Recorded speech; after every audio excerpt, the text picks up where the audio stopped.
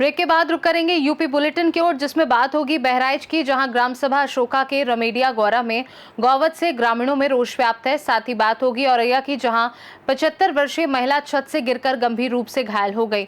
ऐसी तमाम खबरों पर विस्तार से होगी चर्चा। खबर बहराइच से, जहां मुख्यमंत्री योगी आदित्यनाथ के आदेश निर्देश दरगाह पुलिस पर बेअसर हैं।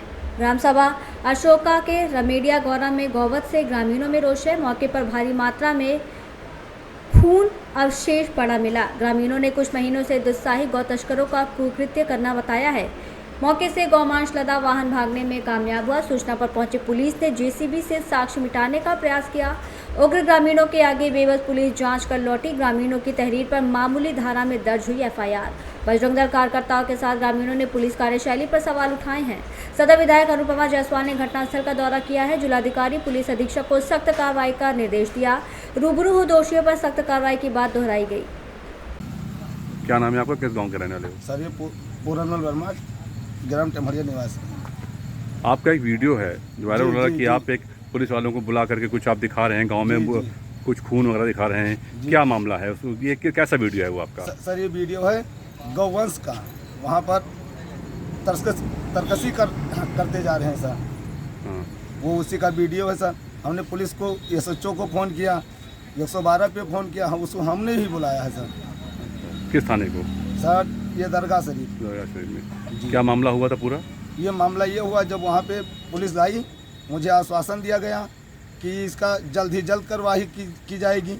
हमने पिकअप का भी वो किया सर, उसका गाड़ी नंबर भी नोट करा दिए। वो गाड़ी का नंबर ही केवल हमें एफआईआर एनसीआर कापी मुझे मिली है सर।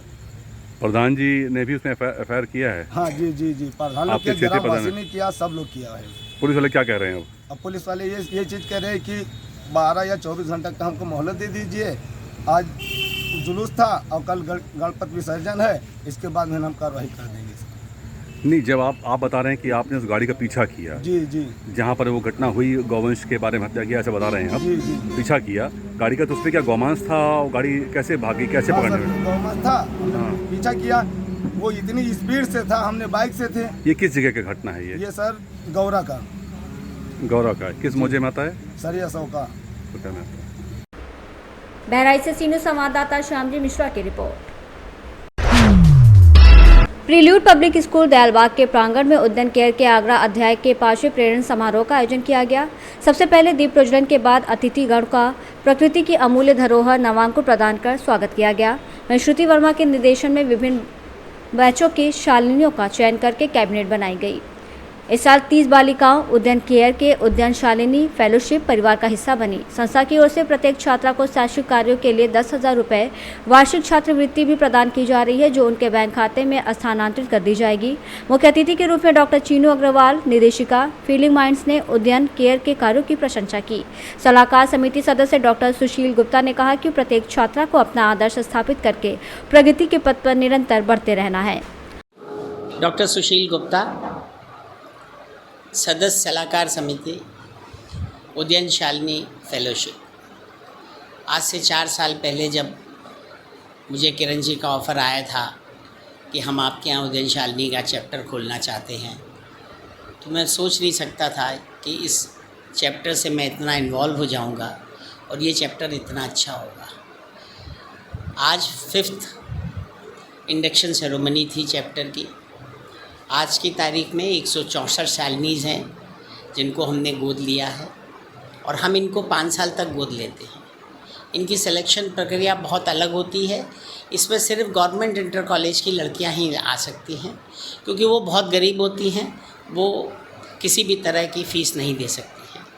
उनका रिटन टेस्ट होता है, फिर इंटरव्यू होता है, फिर होम विज़िट होता है और इस तरह से 30 से लेकर 40 लड़कियां उसमें हम सेलेक्ट करते हैं और उनको 5 साल तक स्टाइपन के अलावा जो सबसे ज़्यादा ज़रूरी है कि उनकी वर्कशॉप। मैं डॉक्टर चीनू अग्रवाल एक मनोवैज्ञानिक हूँ और फीलिंग माइंड्स नाम की संस्था की निदेशक हूँ।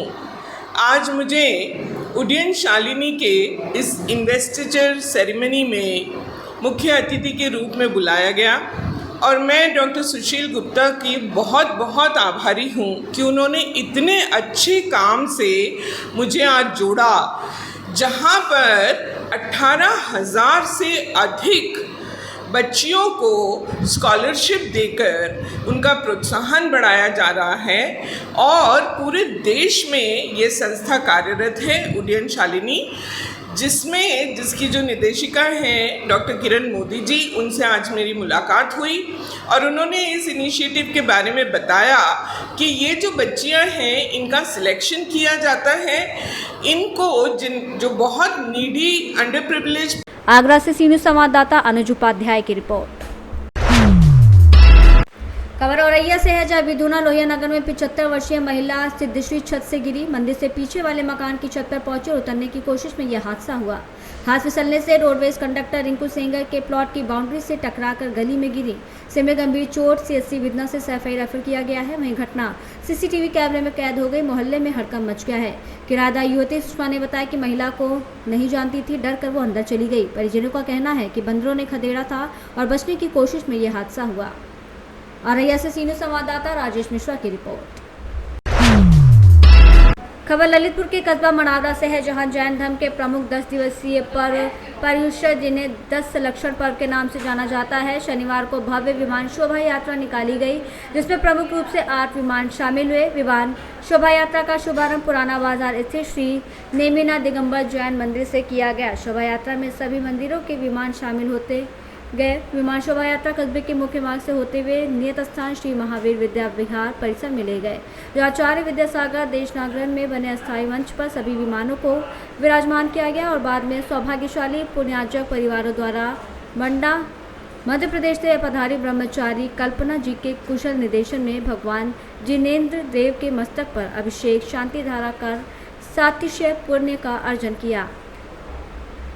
ललितपुर से सी न्यूज़ संवाददाता राकेश वैद की रिपोर्ट।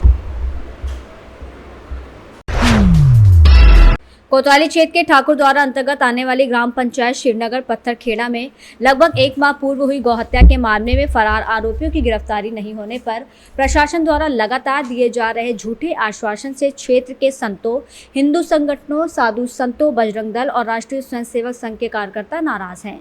आज रविवार को पूर्व भाजपा विधानसभा प्रत्याशी अजय प्रताप सिंह, हिंदू रक्षा सेना के प्रदेश अध्यक्ष जगदीश सक्सेना के साथ बजरंग दल और आरएसएस के कार्यकर्ता पुलिस प्रशासन से आरोपियों की गिरफ्तारी के बारे में जानकारी मांगने पहुंचे, लेकिन पुलिस प्रशासन की ओर से संतोषजनक जवाब नहीं मिला। आरोपियों की गिरफ्तारी को लेकर क्षेत्र के कई संगठन लगातार दबाव बना रहे हैं, लेकिन प्रशासन कोई ठोस कदम नहीं उठा रहा है।